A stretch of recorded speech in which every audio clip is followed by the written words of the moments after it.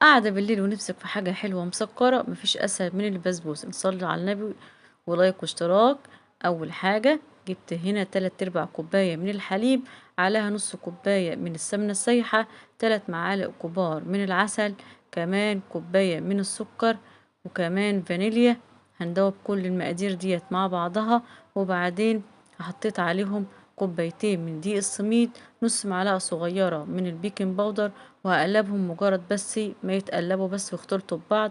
بنزلهم في صينية اللي هي مقاس 28 مدهونة سمنة، بدخلها الفرن مجرد ما تاخد وش. وبعدين احضر الشربات بتاعها، كوباية ونص من السكر، كوبايتين من المية، وعصرة ليمونة وفانيليا، وهسيبها 5 دقايق على النار تاخد غلوة، وهسقي بيها الشربات يبقى سخن والبسبوسة سخنة، وتبقى احلى بسبوسة تاكلها في حياتك. تحفة جدا، طرية ودايبة دوب. اعمليها وتنسيش